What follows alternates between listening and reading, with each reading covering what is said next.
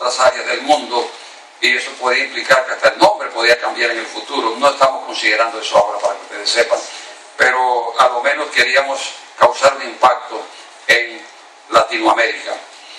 Y yo los invito a ustedes a abrir sus Biblias.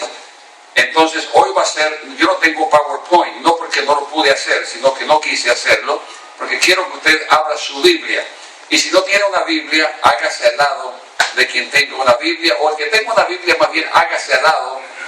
Capítulo 3, y como les dije, no traje PowerPoint porque voy a estar concentrado más en la Biblia, y yo pienso que los estudiantes de homilética se van a dar cuenta por dónde voy, y el propósito de todo esto. Vamos a establecer bases para el sermón de hoy.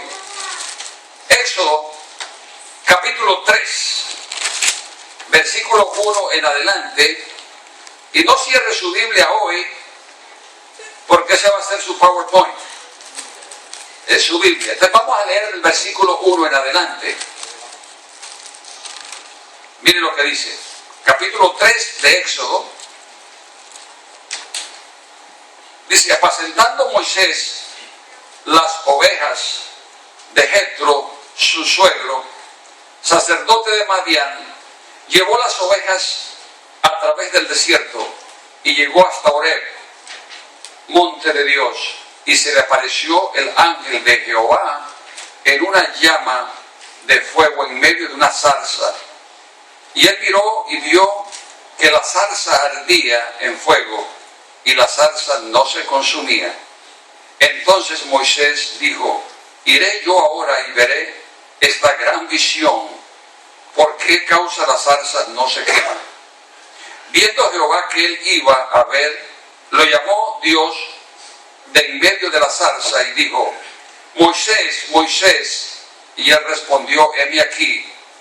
Y dijo: no te acerques, quita tu calzado de tus pies, porque el lugar en que tú estás, tierra santa es. Y dijo: yo soy el Dios de tu padre, Dios de Abraham, Dios de Isaac, Dios de Jacob. Entonces Moisés cubrió su rostro, porque tuvo miedo de mirar a Dios. Dijo luego Jehová: bien he visto la aflicción de mi pueblo que está en Egipto, y he aquí su clamor a causa de sus exactores, pues he conocido sus angustias, y he descendido para librarlos de mano de los egipcios, y sacarlos de aquella tierra, a una tierra buena, ancha, a tierra que fluye leche y miel, a los lugares del cananeo, del eteo, del amorreo, del fereceo, del heveo y del jebuseo. El clamor pues de los hijos de Israel ha venido delante de mí, y también he visto la opresión con que los egipcios los oprimen. Ven, por tanto, ahora, y te enviaré a Faraón, para que saques de Egipto a mi pueblo, los hijos de Israel. Vamos a pasar al capítulo 4.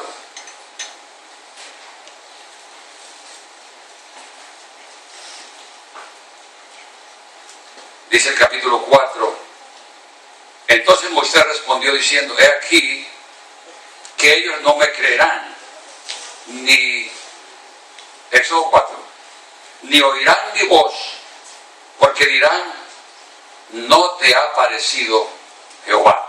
O sea, no te vamos a creer, Dios no se te apareció aquí. Y Jehová dijo: ¿qué es eso que tienes en tu mano? Y él respondió: una vara. A ver, yo traje mi vara aquí hoy, y esta vara incluso es colombiana. La compró mi suegro en Colombia, yo la heredé de él. Y estas varas tienen varios significados, y tiene un sentido porque la gente las usa. Las usa para defenderse de una serpiente. Más común defenderse de los perros. La mayoría de los perros en nuestros países atacan. Y esta vara en Colombia se llama perrero. Perrero. porque tiene un látigo aquí y cuando te atacan los perros pues puedes defenderte con ese látigo, ¿cierto? Nuevamente una vara en su mano. Es interesante que Moisés, la primera cosa que ve en su llamado es un milagro, lo que se llama un milagro de señales, prodigios de parte de Dios. Y Dios hace este milagro en parte para mostrarle a Moisés de que Él es Dios. Él es quien le está hablando, quien lo está llamando, y ahora no puede creer que este palito Dios lo puede convertir en algo que no es ese palo, una serpiente que anda, y ahora él en obediencia a Dios la toma y se vuelve a convertir en el palito que siempre ha cargado, la vara de Moisés. Y déjeme decirle, a partir de ese día, esa vara dejó de ser un culebrero, un perrero, como usted le quiera llamar, y pasó a ser casi como la varita mágica de Moisés. La varita que toca el agua del Mar Rojo y la divide en dos. Y de ahí en adelante esa vara no se aparta. Y parece que cuando Moisés tiene que usar sus dos manos, Aarón la está cargando. Pero de todas maneras la varita va a todas partes. Interesante. Capítulo 7.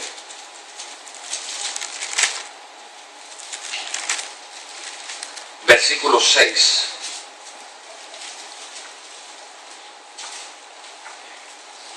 E hizo Moisés y Aarón como Jehová les mandó, así lo hicieron. Era Moisés de edad de 80 años y Aarón de edad de 83 cuando hablaron con Faraón. Recuerden que todavía la varita anda con ellos.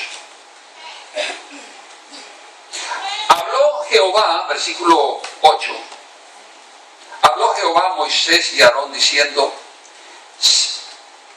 si Faraón os respondiere diciendo, mostrad milagro, dirás a Aarón, toma tu vara y échala delante de Faraón para que se haga culebra. Entonces, ahora Moisés tiene que decirle a Aarón que tire la vara. Vinieron pues Moisés y Aarón a Faraón e hicieron como Jehová les había mandado. Y echó Aarón su vara delante de Faraón y de sus siervos, y se hizo culebra nuevamente. Interesante. Entonces llamó también Faraón sabios y hechiceros. Hicieron también lo mismo los hechiceros de Egipto con sus encantamientos, pues echó cada uno su vara, las cuales se volvieron culebras. Mas la vara de Aarón devoró las varas de ellos. O sea, las culebras de Moisés y Aarón se comieron. Y ahí les parece que desaparecieron tanto las varas como las culebras. Tremendo, porque eran varas como estas, que los encantadores convirtieron en culebras, pero desaparecieron en el estómago de la culebra de Aarón y Moisés. Los brujos perdieron hasta las varitas ese día. Y nuevamente se ratificó lo del llamado, que los milagros, señales y prodigios sobrenaturales del poder divino de Dios estaban con Moisés y con Aarón. Incluso el poder divino estaba con ellos, que Satanás, aunque se manifestara a través de los encantadores, Dios se sobreponía con su poder contra todo brujo, encantador, chamán. Y Dios se estaba dando a conocer incluso en el mundo a través de un siervo que él escogió, que no quería ir a liberar a su pueblo de Egipto. Ahora yo voy a hablar de la autoridad de Moisés, partiendo del llamado en la zarza, del milagro de esa vara que se convierte en serpiente y que Dios lo manda a tomarla por la cola y se vuelve a convertir en vara. El hombre que va ante Faraón, al mismo palacio donde él se crió, y no tiene miedo de decir a Aarón, tira la vara, y se convierte en serpiente. Nos damos cuenta que Moisés ahora tiene autoridad, ni siquiera de la boca de sus familiares. Interesante esto. Ahora, la crítica supuestamente es porque se ha casado con una mujer morena, que de otra raza, de otro color, de otra cultura. Sin embargo, Moisés no ha hecho nada que moralmente sea malo, ni ha hecho algo legalmente malo, en absoluto. Más específicamente, la crítica es un pretexto para manifestar el celo que ellos tenían por el don profético de Moisés y por el excelente liderazgo que él tenía, y más que todo por la relación tan buena que Dios tenía con Moisés. Entonces, lo del matrimonio con una mujer morena era un pretexto, pero en verdad eso no era el verdadero problema. Criticar y tratar de dañar la integridad de otros podría ser la manifestación de un problema que hemos estado ocultando por mucho tiempo en nuestras vidas. Y a veces, por mucho que el ministro haga, no se escapa de la boca de las personas. Incluso los apuntes pastorales, una revista pastoral, hace más o menos como 25 años, salieron con un artículo, y el artículo decía: en cada iglesia debe haber un Judas y una Jezabel. Más específicamente, decía el artículo de apuntes pastorales, cada iglesia debería tener un Judas y una Jezabel. Y la conclusión del artículo era esta: los Judas y las Jezabeles convierten a los siervos de Dios más mansos todavía y los hacen buscar más a Dios, doblar más rodillas, y finalmente reciben una doble bendición. Porque cuando el mar está quieto, no nos ponemos el salvavidas, pero cuando hay olas bien grandes nos preparamos.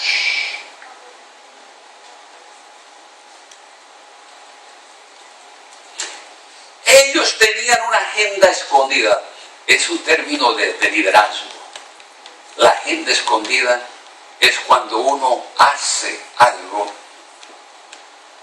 pero en verdad lo que dice o lo que hace no es la razón principal.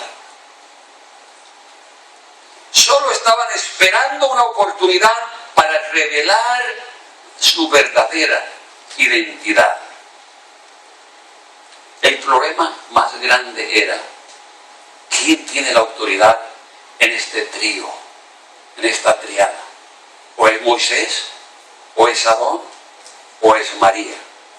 Y yo pienso que María fue la que trajo el problema, porque Aarón no le dio letra. Entonces ya sabemos quién inició el problema. Déjenme decir una cosa con mucho amor. Hay hombres que les falta amarrarse bien los pantalones para decirle a la mujer: lo que estás diciendo es chisme. y me haces el favor y te calles, porque si no la maldición de Dios va a llegar a nuestro hogar. Hay mujeres que dominan el hogar y le pasa como a los hombres, les pasa como el hombre que decía: aquí el que mando soy yo, y la mujer le decía: es que salga debajo de la cama, que salga, y él decía: aquí el que mando soy yo. Hermanos, tenemos que tener discernimiento de Dios como hombres y autoridad para saber cuándo el enemigo se filtró al hogar y está usando a uno de los miembros del hogar. Y alguien, la esposa, o si es el esposo en este caso, tiene que decir: un momentico, te amo con todo mi corazón, pero en estos momentos tú estás siendo un instrumento de Satanás y le vas a hacer daño a la obra de Dios. Y recuerda que la iglesia, la obra, el reino de Dios es la niña de sus ojos, es su novia y no la podemos tocar. Mucho cuidado el tema alrededor de la mesa o del restaurante. Que el tema no sea alrededor de la crítica a un siervo de Dios. Especialmente si usted tiene hijos que están escuchando. Usted va a dañar la fe de sus hijos para siempre. Jamás confiarán en un ministro a partir del día que usted abrió su boca para criticar. Aquí no están incluidos niños en este caso, pero lo estoy haciendo por salvedad. En primer lugar, el problema no era la mujer cusita. El problema era celos, porque Moisés era un profeta y él daba órdenes y Dios actuaba. Tiraba este palito y se convertía en una serpiente. Es decir, ¿quién no quiere andar con un palito como el de Moisés? El problema es que otros podían tener el palito y el palito no hacía nada, porque el palito había sido asignado a Moisés y Moisés lo podía entregar a otra persona y dar la orden y actuaba. Pero a menos que Moisés diera la orden, él fue el llamado, él fue el escogido. Y si alguien va a culpar a Moisés, tendría que culpar a Dios, porque fue la decisión de Dios. Versículo 2. Versículo 2. El Señor no ha hablado solamente con Moisés. ¿Se dan cuenta? Ahí está el problema. Ahora sabemos que el problema no era la mujer, era a través de quien Dios había profetizado. ¿Quién era el verdadero profeta? También ha hablado con nosotros y el Señor los oyó.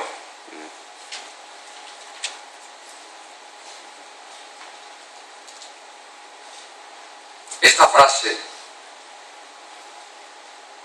el Señor no ha hablado solamente a través de Moisés, sino a través de nosotros, es repugnante. Demuestra orgullo, arrogancia y un sentir de rivalidad. De hecho, de que Dios sí había hablado a través de ellos también. Nadie ha negado de que Dios no los haya usado, porque Aarón estuvo al lado de Moisés y ayudó a que estos milagros se realizaran. María danzó después que cruzaron el Mar Rojo. Este era un buen equipo, pero recordemos que el de la varita era Moisés. ¿Eran líderes Moisés y María? Sí. Miren lo que dice Miqueas. No salga desde aquí de donde estamos, pero vaya a Miqueas, y si quiere yo se lo leo. Miqueas 6:4. Miren lo que dice. Yo fui quien te sacó de Egipto, quien te liberó de esa tierra de esclavitud.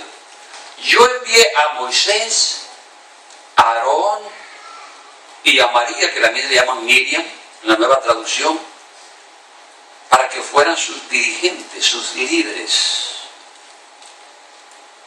entonces sí eran libres. Miqueas 6:4. Yo fui quien te sacó de Egipto, Dios a Israel, quien te liberó de esa esclavitud, de esa tierra. Yo fui quien envió a Moisés, a Aarón y a María para que les dirigiera. Entonces nos damos cuenta que sí eran libres. Entonces, ¿cuál era el problema? Voy a ver si encuentro un versículo aquí, en el versículo, capítulo 11, que está un poco largo. Se me escapó el versículo.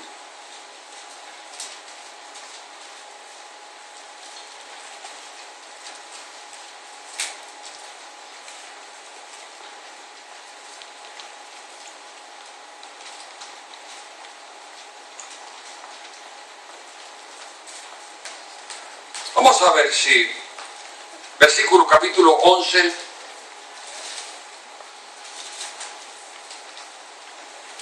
estoy buscando el versículo aquí donde Dios elige los 70, creo que están los primeros versículos, si alguien lo puede ver ahí.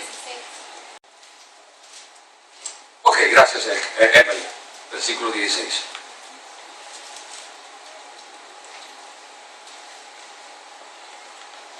Versículo, vamos a leer del 13 en adelante. ¿De dónde conseguiré yo carne para dar a todo este pueblo?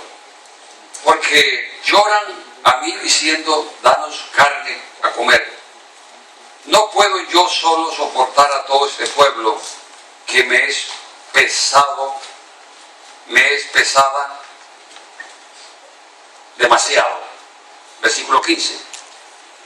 Y si así lo haces tú conmigo, yo te ruego que me des muerte, si he hallado gracia a tus ojos, y que yo no vea mi mal. Entonces Jehová dijo a Moisés, reúneme 70 varones de los ancianos de Israel, que tú sabes que son ancianos del pueblo, y sus principales, y tráelos a la puerta del tabernáculo de reunión, y esperen allí contigo.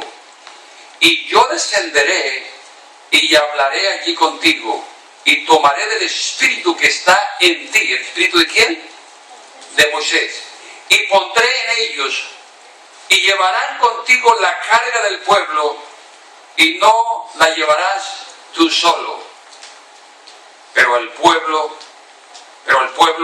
dirá, santificaos para mañana, y comeréis carne, porque habéis llorado en oídos de Jehová, diciendo, ¿quién nos diera a comer carne? Ciertamente mejor nos iba en Egipto. Jehová pues os dará carne y comeréis. Ahorita quiero leer el versículo donde Dios desciende. 25, gracias. Y se me escaparon esos versículos. Entonces Jehová descendió de la nube y les habló, y tomó del espíritu que estaba en él y lo puso en los 70 varones ancianos, y cuando pasó sobre ellos el espíritu, profetizaron y no cesaron. Interesante esto. Lo que acaba de pasar aquí ahorita es que Dios amplió el ministerio con gente nueva. ¿Cuántos eran el equipo de trabajo antes? 3, ¿cierto? Ahora Moisés está cansado. Y estas son personas que son ancianos, pero que no tienen rol profético. No están al nivel de Moisés, de María y de Aarón. Ahora la confirmación de que Dios ha dado del mismo espíritu que le dio a Moisés, no del espíritu de Moisés, sino del espíritu que Dios le dio a Moisés, de ese mismo espíritu le dio a ellos. Ahora ellos están profetizando.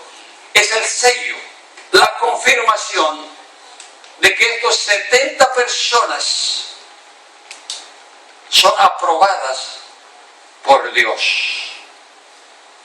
El asunto es que Aarón y María no están dentro de estos 70. Yo me pregunto, ¿Será porque ya eran líderes avanzados? ¿O es que Dios conocía el corazón de ellos, que no los invita a ser parte de los 70? ¿O sencillamente no tenían que estar? No sabemos.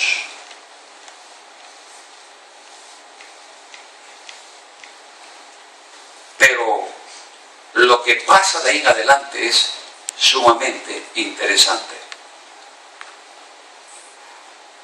Hasta cierto punto los problemas empezaron, ¿saben por qué? Porque Dios amplió el ministerio. Dios repartió el don profético en gente nueva, que no eran ni Moisés, ni María, ni Aarón.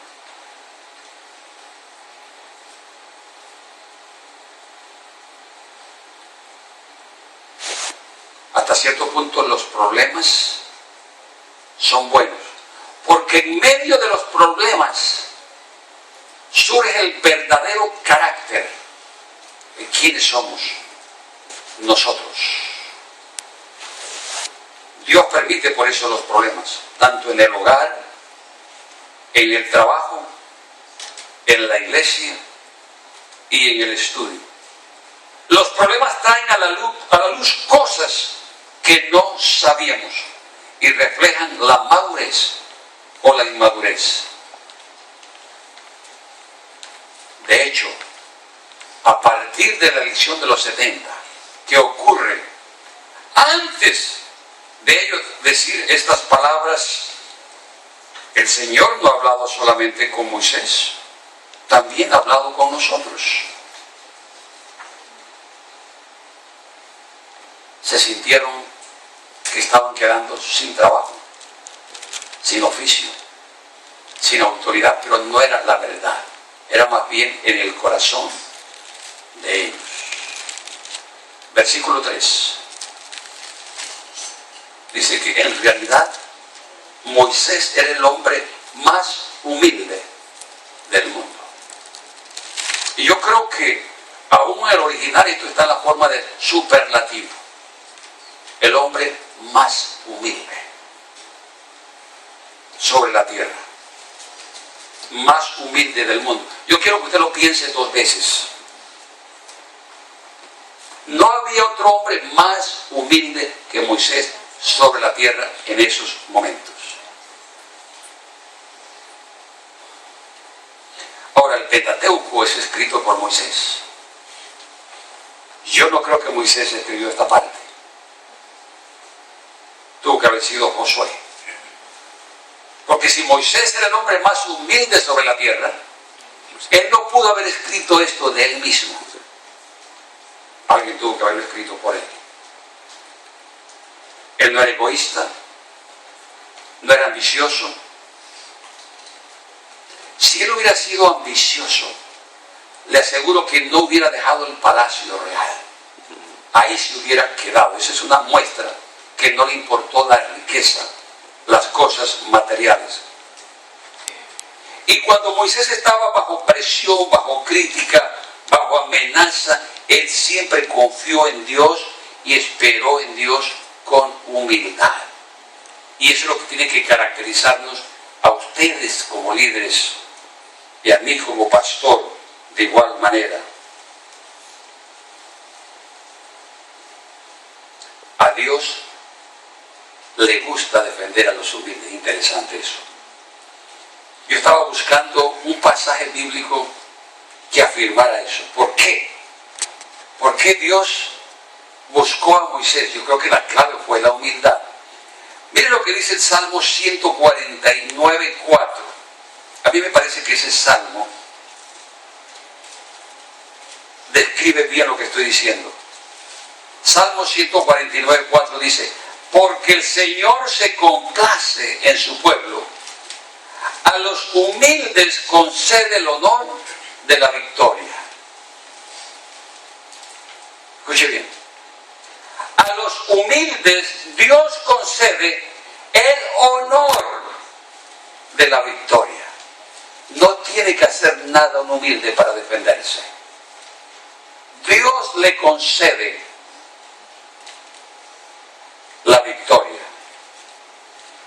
persona. Voy a resumir una ilustración. Y algunos de ustedes la han escuchado, pero que yo tuve que aprender a través de esa experiencia.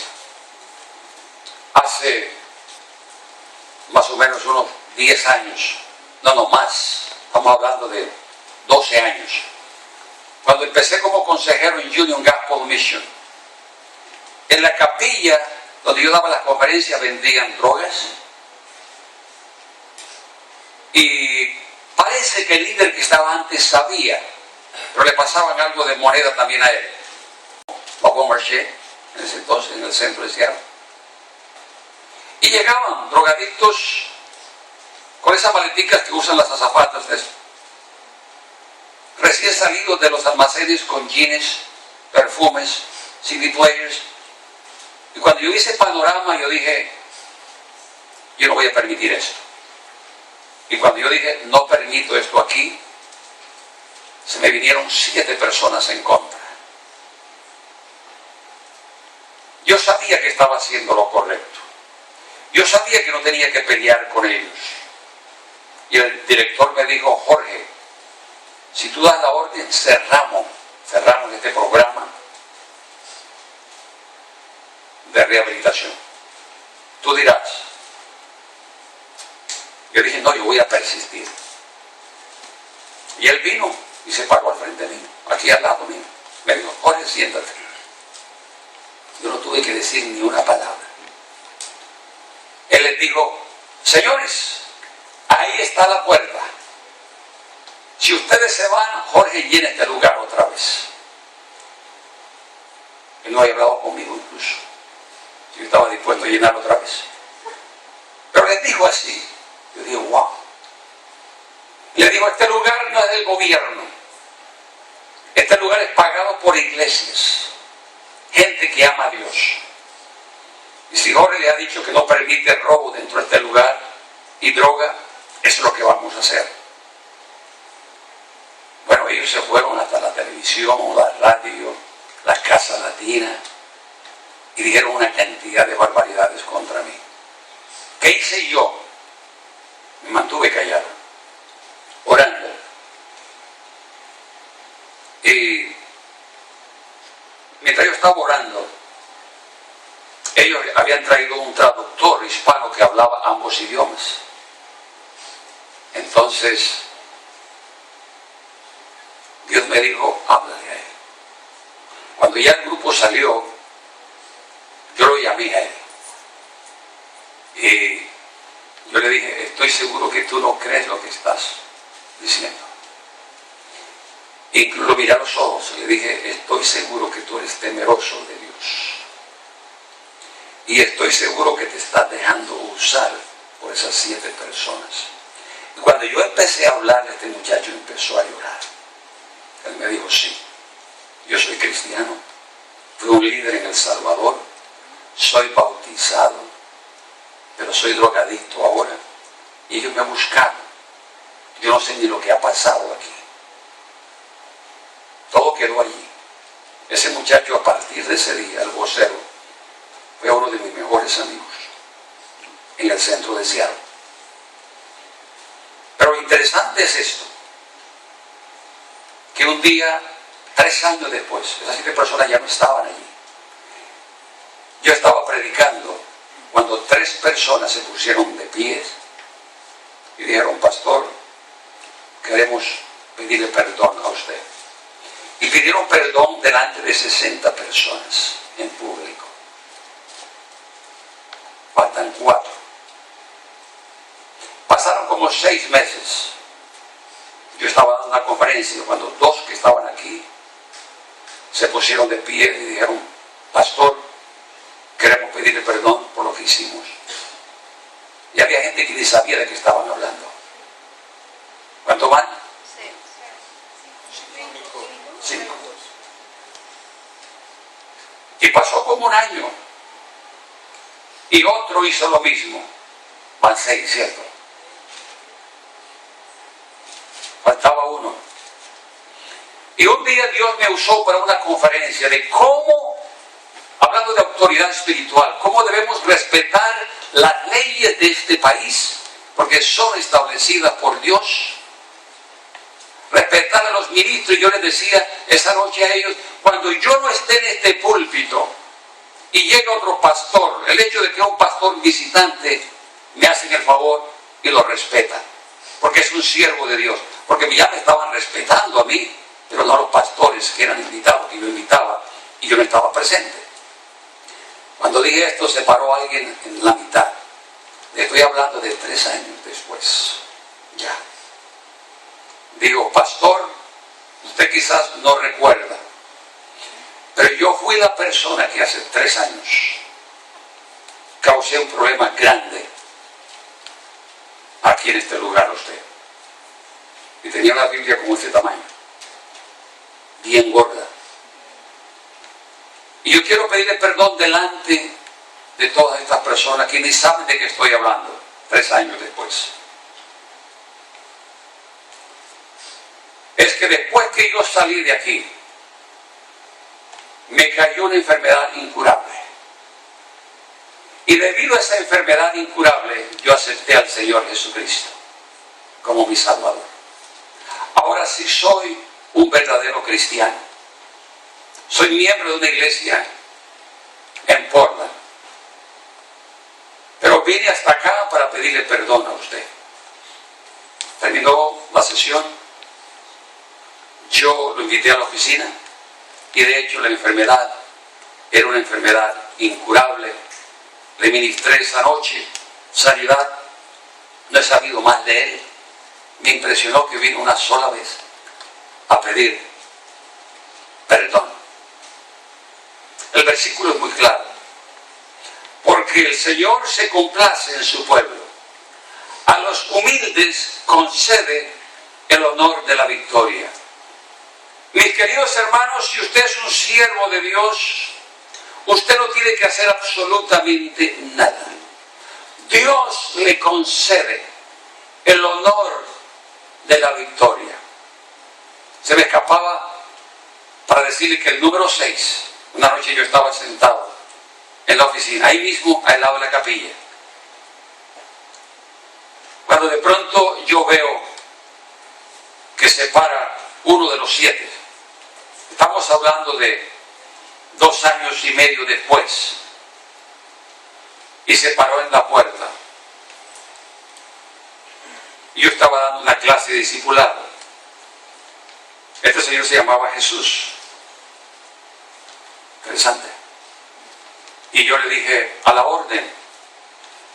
Este hombre dijo, Dios me envió desde Canadá para que viniera y le pidiera perdón a usted. Es el número 6. Yo me convertí en Canadá y asisto a una iglesia en Canadá. Yo le dije, pasa adelante. Me paré de la silla, vino alrededor del escritorio y delante de todo lo que yo le estaba dando en la clase de discipulado, le di un fuerte abrazo. Y le dije, yo te perdono y sé que Dios también te perdona en estos momentos. Dios me enseñó algo tan especial, de que cuando somos sus hijos, sus líderes, sus siervos, Él lo hace todo, en absoluto, y no tenemos que preocuparnos. Es difícil, por no decir imposible, competir con una persona humilde. Y le voy a decir por qué. Dios lo defiende. Santiago 4:6 dice, pero Él da mayor gracia. ¿Qué es lo que Él da? Gracias. No, dice mayor gracia. Dios resiste a los soberbios y da gracia, pero mayor gracia a los humildes. Y ese es el énfasis de hoy, mi querido hermano.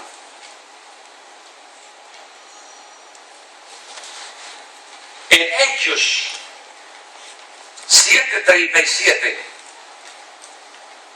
mire lo que dice, no se desvíe del pasaje, porque a mí me costó buscar toda esta información con el fin de que usted la tenga.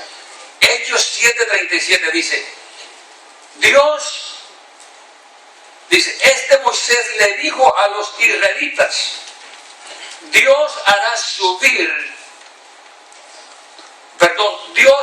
surgir para ustedes de entre sus propios hermanos un profeta mayor que yo. A ver, si no tomo la idea,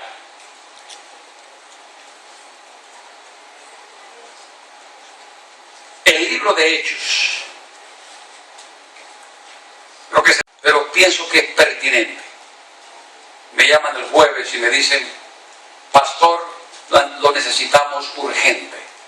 Yo dije, ¿qué está pasando? Y me contaron la historia. Me dice esta mujer, mi mamá le dijo a mi hermano, y si recuerdo bien estas palabras, mi hijo alabe a Dios, adore a Dios. Y este hombre dijo, no, yo adoro es al otro man, a Satanás. Y apenas dijo estas palabras, el que yo adoro es el otro, su rostro se transformó. Se demonizó inmediatamente. Y según me contaba la hermana, tomó un cuchillo para matar a la mamá. Le estoy hablando de una situación de segundos, de instantes. Yo he visto hechos como estos suceder más de una vez. No se puede jugar con Dios, ni con la iglesia de Dios o el pueblo de Dios. El pecado de María fue el de rebelión, falta de temor a Dios, falta de obediencia a la palabra de Dios, a la autoridad de Dios en boca del hombre, que es el mediador de Dios. Es interesante que Moisés era el mediador del antiguo pacto, del Antiguo Testamento. No hay otro. Y hasta cierto punto Moisés es el prototipo de Jesús. ¿Sabe por qué? Porque Jesús es el mediador del nuevo pacto en el Nuevo Testamento. Podríamos decir que estos dos hombres mansos, el uno es el mediador del antiguo pacto y el otro, que es Jesús, es el mediador del nuevo pacto, del Nuevo Testamento. Podríamos decir que los dos hombres grandes de los dos testamentos son Moisés y Jesús. Mire lo que dice Hebreos, y es bueno que usted lea este pasaje. Yo quiero que salga con enseñanza bien completa. Hebreos 3, 1 al 8. Hebreos 3, 1 al 8. Y como ustedes son rápidos, voy a empezar a leerlo ya.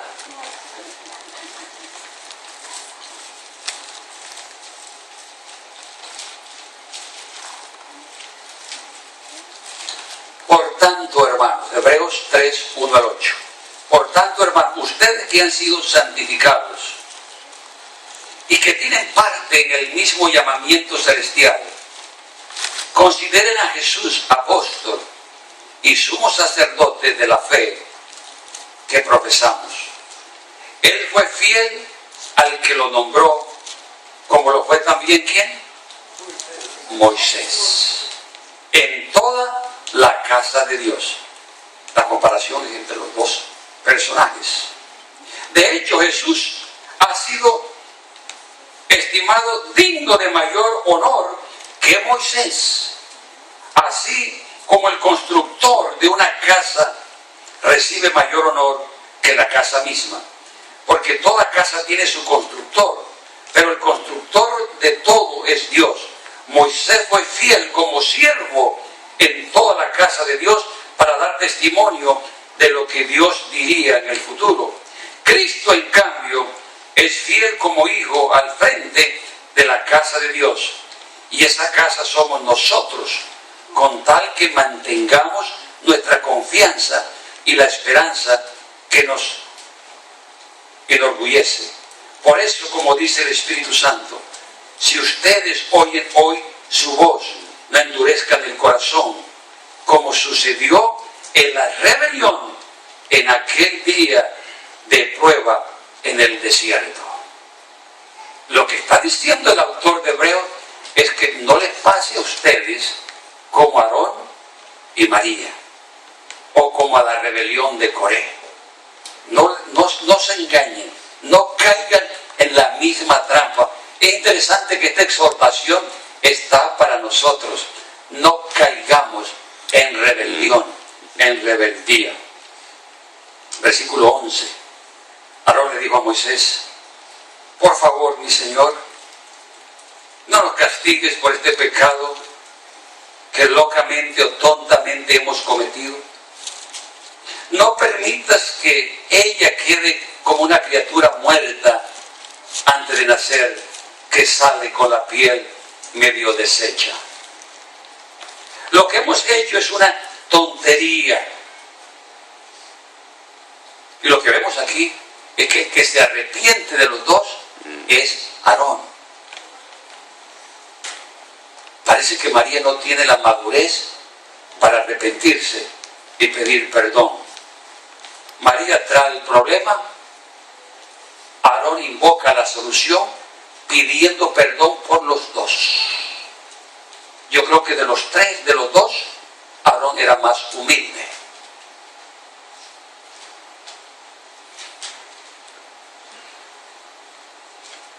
¿Por qué Aarón se dirige a Moisés? ¿Por qué él mismo no ora por María si tiene tanta autoridad espiritual? ¿Por qué Aarón, si se cree tan líder y se dejó convencer de su hermana para criticar al siervo de Dios, si tiene tanta autoridad y tanta unción de Dios? ¿Por qué no ora por su hermana para que se sane? Así se sabe quién es el verdadero líder. Lo que hemos hecho es una locura, una tontería, y prácticamente esto es un encuentro para Aarón. Se está arrepintiendo. ¿Por qué no se dirige entonces él mismo a María? La respuesta es muy fácil. Dios se fue de ellos. La nube se apartó de ellos. La nube ya no está presente. La unción ya no está presente. Tampoco. Solamente quedó el supuesto enemigo Moisés de ellos, a donde tienen que ir porque saben que ahí está la unción, que es el de la varita, y que la varita todavía funciona, no ha dejado de hacer milagros. La Biblia no registra que Aarón haya orado ni siquiera una vez por María. ¿Por qué no lo hizo? Porque no tenía la autoridad espiritual, porque nadie puede orar por sanidad por alguien que esté enfermo después de hacer chisme, porque Dios no obra, Dios no opera.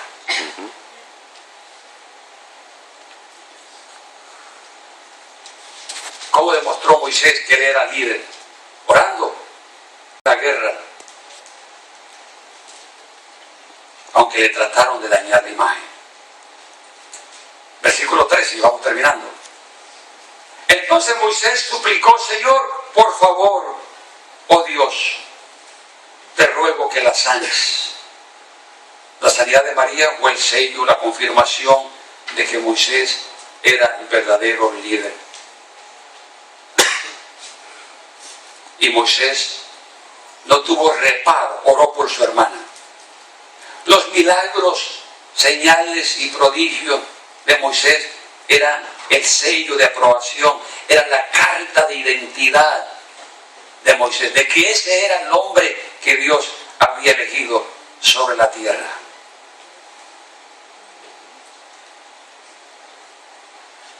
Entonces el Señor, después de la sanidad, que parece que pasó inmediatamente, el Señor le dijo: si su padre le escupiera en la cara, quedaría deshonrada durante 7 días. Pues entonces que la echen del campamento durante 7 días. y después podrá volver. Y así María fue echada fuera del campamento durante 7 días. Mientras tanto, el pueblo no se movió de allí. En cuanto María se reunió con ellos, se pusieron en camino de ahí en adelante. Varias cosas podemos deducir de allí. El pecado conlleva disciplina. Y la disciplina se estableció de 2 maneras. Una, la enfermedad. 2, la vergüenza pública. No podemos pecar sin arriesgarnos a tener vergüenza pública, porque el mismo Dios se encarga de que pasemos para allí, para humillarnos y para que al fin lleguemos a ser siervos y siervas humildes. El pecado entonces conlleva vergüenza pública. El pecado atrasa también el progreso de la obra de Dios. Usted puede creer que Israel hubiera llegado 7 días antes a la tierra prometida, pero se atrasaron 7 días. Y la palabra de Dios allá en Mateo 24:14 dice que cuando este evangelio haya sido predicado en todo el mundo, entonces vendrá el fin. Pero ¿por qué no ha llegado el Señor? Pero hagamos más bien la otra pregunta. ¿Por qué no se ha predicado el evangelio en todo el mundo? En parte es porque en las iglesias se pierde mucho tiempo en pleitos, en celos, en iras, en críticas, en pecados. Mientras la iglesia hace eso, la gente se pierde y el reino de Dios no progresa. Si hay alguien que ha detenido la venida del Señor a la tierra, creo que son los chismosos, peleoneros, los que causan problemas, porque el reino de Dios no se extiende. Y Dios no está deprisa. Él va a esperar, porque esto es profético. Cuando este evangelio se haya predicado en todo el mundo, entonces vendrá el fin. Que Dios nos libre a nosotros. Mis queridos hermanos, amárrense los cinturones, porque este apenas es el primero de una serie que voy a predicar aquí, porque yo siento que Dios nos está llevando a un nivel superior, pero a menos que entendamos la autoridad espiritual, Dios no nos puede llevar a ese nivel superior. Y la iglesia tendrá que respetar cuando hay un líder que está en autoridad. Puede ser el que está barriendo, puede ser el que está pasando el vacuum, pero si ya tiene autoridad delegada, hay que mirarlo como un siervo de Dios, como un líder de Dios. Puede ser el que lo recibe en la puerta. Dios delega autoridades y esto no viene de seres humanos, viene de Dios. Incluso Dios trabaja a través de la iglesia y las cosas se dan casi automáticamente. Nadie tiene casi que decir nada cuando sabemos que Dios ha promocionado a un Moisés, a un Aarón, a una María. Pero mucho cuidado con el celo. Dios va a hacer cosas grandes en esta iglesia. Amén. Y esto es la base que estamos estableciendo para evitar cosas como esta. Y voy a terminar con esto. Yo he dicho varias veces,